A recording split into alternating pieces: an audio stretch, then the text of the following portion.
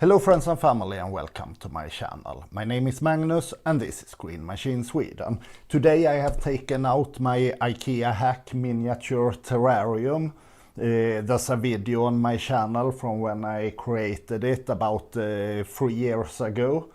I did the first maintenance of it 2 years ago approximately. So it has been not touched at all for 2 years. Now at some point it was drying out, so I have opened it to add some water to just make it recover.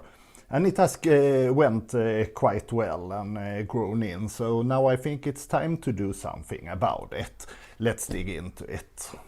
This terrarium has got a quite hidden place and has been forgotten for a while, so before we can look into it, I guess it makes sense to get all the dust off.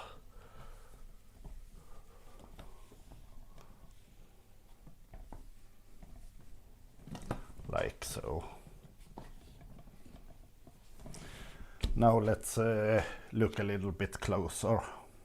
So this is the part of the container that has been directed towards the sun, and this is also where it has been a little bit dried out at one point. This plant with the white flowers is Begonia hirsuta. This is quite interesting. Right here I have a plant that I have not put in here, so I'm very curious about what that is. The sphagnum moss is growing up the walls. We need to take care of that. There's some creeping fig here, and in the back there's a lot of tropical fern, which I'm not totally sure about the species. It came like a weed in a orchid many years ago. So the first thing we do always when we open a closed terrarium is to open slowly and smell inside if it's a nice scent or a bad smell. Yeah, very fresh, foresty kind of scent, so it's very healthy.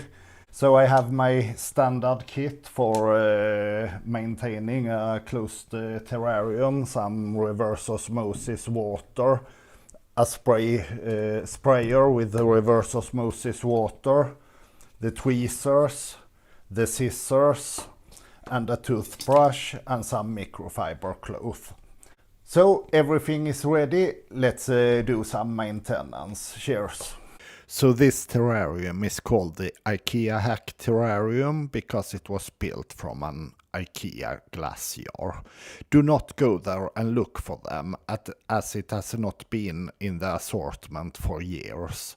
However, you can find a lot of other suitable containers in IKEA or other places. All you need is a transparent, closable container in a size that fits your space and design ID.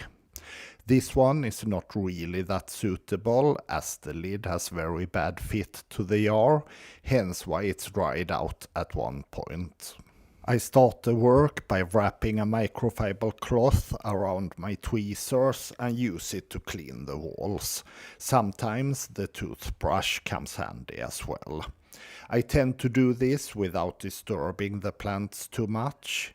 Even plants growing close or on the wall may be needed going forward, and redirecting them is a more gentle way than trying to rip them out and replant them somewhere else. The microfiber cloth, the toothbrush and the sprayer all comes handy for different kinds of dirt. I find this kind of work very relaxing and rewarding, so I take my time and enjoy the work. While the glass slowly gets cleaned up, I can see better and better the actual situation in there.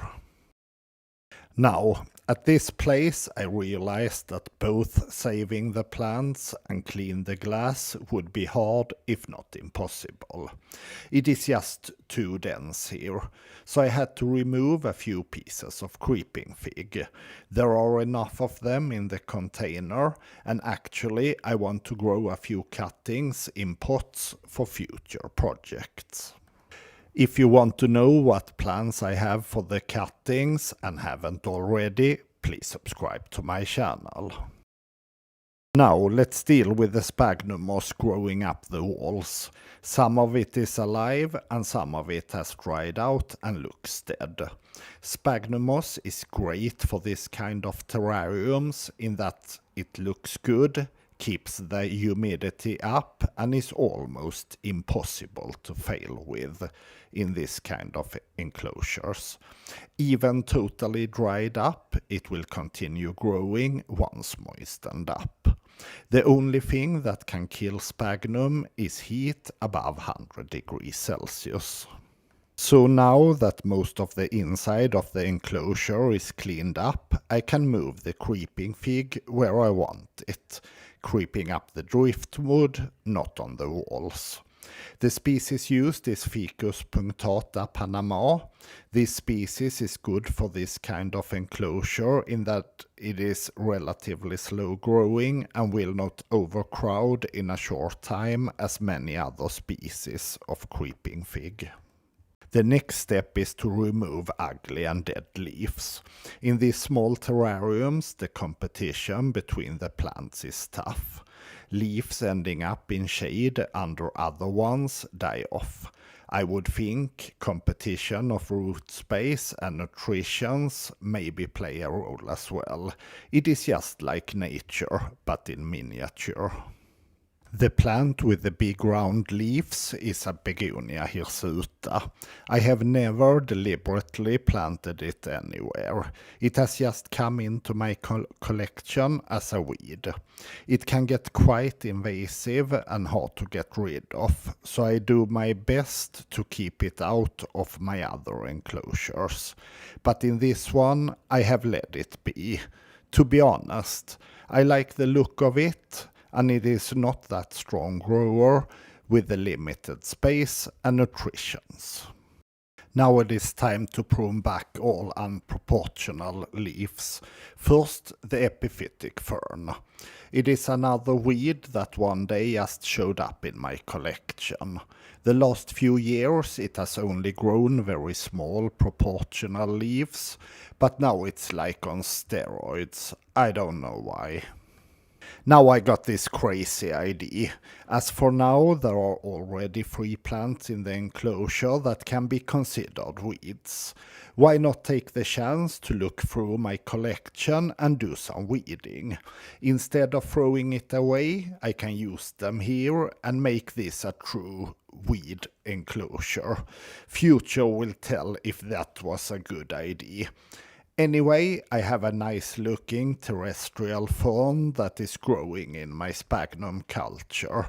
I think it will stay relatively small as it has been there for quite a while and never grown big. I put some sphagnum around its roots. It makes sense to me as it is the same conditions as it came from. In an enclosure as this, where nothing is added, it is important not to remove anything. All the nutritions must stay within the terrarium. So I cut down all the dead and pruned plant material into small pieces that are returned to the enclosure to make up for the nutrition for future growth. Normally I would hide the leaf clippings were not visible, and this time was no difference at first. However, the amount I had was not easily hidden, so I changed tactics. I spread it all over the bottom and covered it with some new sphagnum moss. If you want to see how I cultivate sphagnum to have available for this kind of projects, I will leave a link for you up in the corner. Now let's talk about some more weeds. This is the last orchid added to my collection, Masdevallias, one of my very favorite orchid genus. However, there are weeds growing in the pot, and that suits me fine in this occasion. I have no idea whatsoever what it is, but it looks like it can stay relatively small, so it will be transferred to the terrarium as well. Most of the work is done now, and I think it looks much better. Let's address the water and humidity for the upcoming years. I use my sprayer to clean the glass one last time and let the water run into the enclosure. The bottom has a drainage layer of leca clay balls, and I want it to be quite full of water. While inspecting water level from the bottom, I get a chance to inspect the roots as well. Wow, the drainage layer is totally full of them. So let's look at the finished result then. Needless to say, I am quite happy about how it turned out.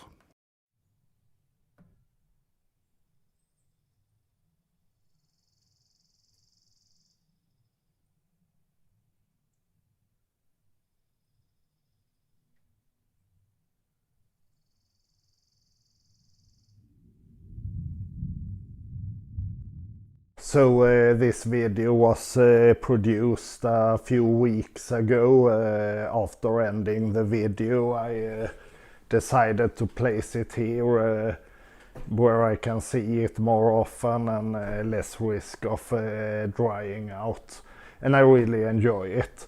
You know the small plant I talked about in the beginning of the video, which I didn't have a clue what it was? I have checked out from my first video, and actually I took some soil from my big terrarium and very close to a South Sea palm. I will put the name down below, and I'm 99% sure now that really I got a seed from this South Sea palm that has been dormant in the terrarium for quite a long time. So isn't nature wonderful? Anyway, spring is coming up. A lot of work considering koi, bonsai, gardening. So if you don't want to miss anything, please subscribe to my channel. Thanks a lot for watching. Take care, stay safe. Bye!